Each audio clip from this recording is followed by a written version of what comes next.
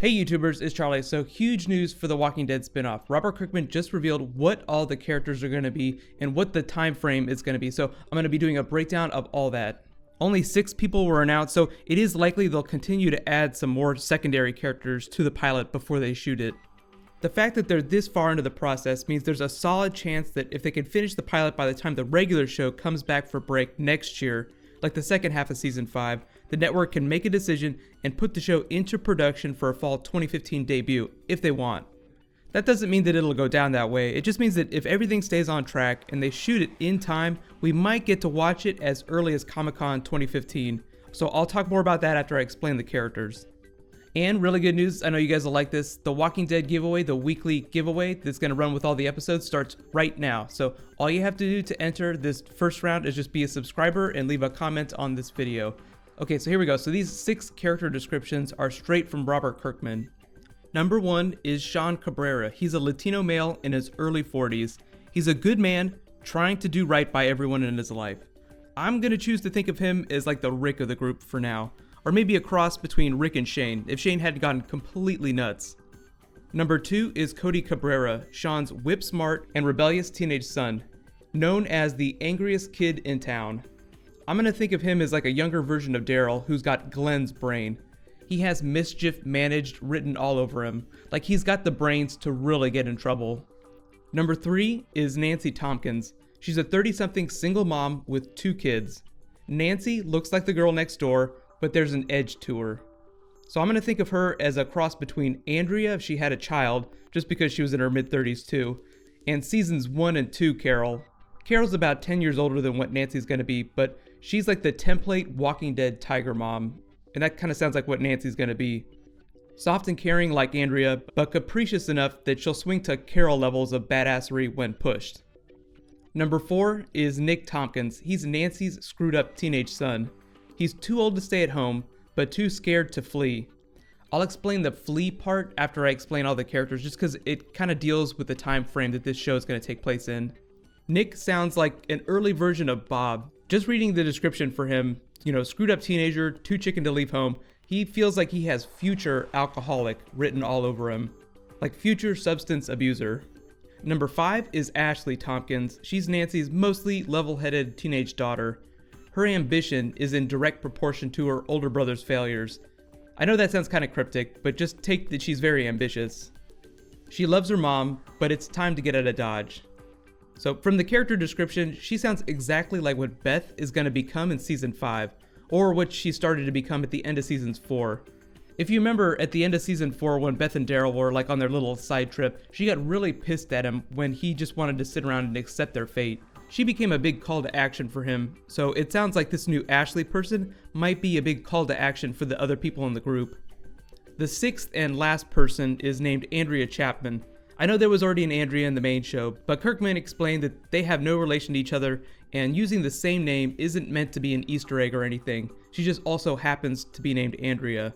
She's described as a somewhat wilted flower child who has retreated to the outskirts of the city to recover from a horrible marriage. Actually, reading that, she does kind of sound like Andrea, say if she had Carol's life pre-apocalypse. So there's a whole lot that we can take away from this group just based on the makeup. So there's 2 single-parent families, one with a dad, one with a mom. I guess you could make all the Brady Bunch jokes you want, but it does seem like they're making the spin-off show a family-based group, at least at the beginning. This is a big change from the main show that threw a bunch of strangers together with a few scattered families. These people on the spin-off show will just be much more of a tight family unit from the start. I think the hope is that by starting these characters off in a much more intimate relationship, we as the audience will just bond with them faster. I do tend to feel closer to a bonded group of characters. Usually that's the way it happens on a show, like a group of characters comes together and then you really start to connect with them. So I think that they're just trying to speed that up with this spin-off show. On the other end of that spectrum, if you take a look at the main show, Rick literally just acknowledged Daryl as his brother at the end of season 4. It took them 4 years to become a family like that. I suppose you could argue that the survivors became a family last season whenever they moved into the prison. With respect to the main show, so many people come and so many people die off each season, it's really hard to get attached to people. So just taking a look at some of the younger people, you do have some gender parity. So I guess we can start the ship train now or something like that. I don't know. I feel like relationships on The Walking Dead are like a death knell. But you basically have a teenage girl and a teenage boy in the group from two different families, and two single women with one single adult man. So I'm sure there'll be some drama there at some point. I will be interested to see if they go straight for a love triangle with the adults. There's not much time for romance in the age of the apocalypse, but I guess that kind of makes it sound like an X-Men sequel, which is actually a pretty badass movie that I can't wait to see. The really interesting thing that I heard about them developing the show with these older teenagers is that they wanted to get around some of the problems they had when they had to shoot with Chandler Riggs as a child. Child labor laws just make it so that you only get to shoot with kids for like half a normal day. If they're really young, like say Carl in season 1, you can only shoot with them for like a few hours a day, sometimes even less than that. So normal shoots can take up to like 18 hours, so it can be a big problem if you have a lot of kids on a show. So a couple big points though, none of these characters are from the comics, and we don't know where this is going to be set. We don't know which city it's going to be in. Really the biggest question I know you guys are all asking is when is this going to take place, and is it going to tie in to the main show? The show is rumored to be prequel, but it's going to take place in the early days of the outbreak. It's going to chronicle their attempts to contain the virus. So there will be massive groups of walkers, but the population won't be nearly as decimated. Like society won't have been completely destroyed, but the walkers will start popping up everywhere. So we'll be seeing the world react to the walkers for the first time. Robert Kirkman is doing most of the writing himself with the help of his partner at Skybound, Dave Erickson. Erickson's going to be the official showrunner. I know it'd be interesting to see Robert Kirkman run a show, but he is way too busy for that. I mean, he has the comic and the main show that he still has to work on. Just to talk about connecting both the shows, so the spin-off will be at least 2 to 3 years before seasons 1 of the main show, so there won't be any direct crossover, but they probably will reference things that we've seen on the main show. Behind the scenes though, there will be a lot of crossover between production teams. The difference is that Robert Kirkman's Skybound company is in charge of the spin-off. If you remember, Frank Darabont actually developed the main show originally with Kirkman's help.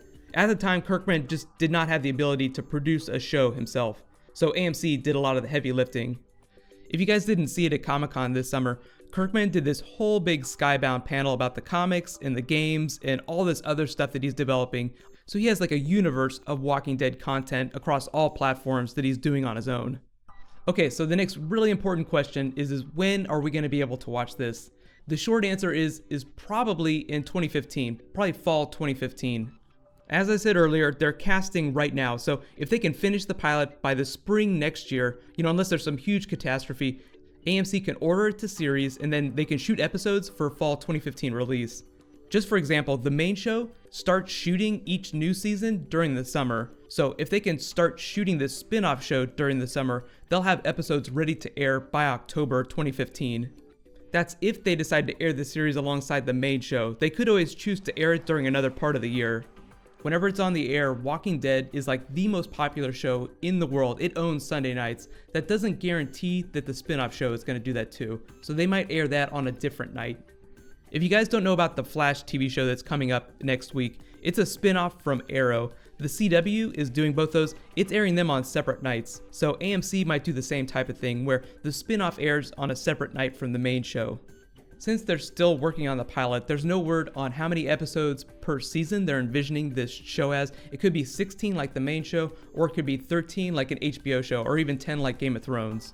They probably won't make a decision on that till after they see the pilot. It just depends on how much money they think they can make from it and how much it's going to cost to produce.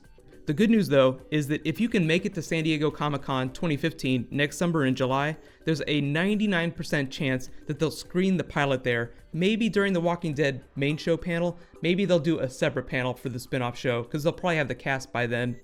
That's all unless something goes horribly wrong. The good news is that it's going to be canon with the main show. I feel like that's the important part. Both shows will be able to reference each other, even if characters don't necessarily cross over.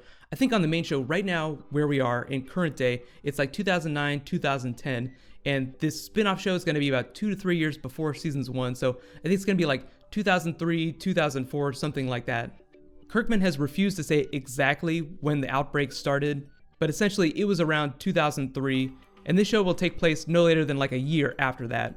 Let me know though, which of these new characters are you most excited to learn about, and what kind of a villain do you think that they're going to cast for the show? I know I said that it's not going to take from the comic books, like it's not going to take comic book characters. That doesn't mean that they could take a comic book character, change its name, or give their qualities to a character on the show. They do that all the time on the main show. So we only have 2 more weeks before Walking Dead is back. That's October 12th. When it gets here, I'll be doing bonus videos, reviews, Q&As, and the weekly giveaway, just like last year. I'll totally be doing a couple more bonus videos before then, but be sure to subscribe to get everything. If there's anything that you guys really want to talk about in particular, just let me know in the comments. Right now, click here for my breakdown of the Season 5 trailer, and click here for my top 5 Rick Grimes moments. Thank you so much for watching, so let's all high five. Don't forget, Shield is tonight. I'll see you guys in a little bit.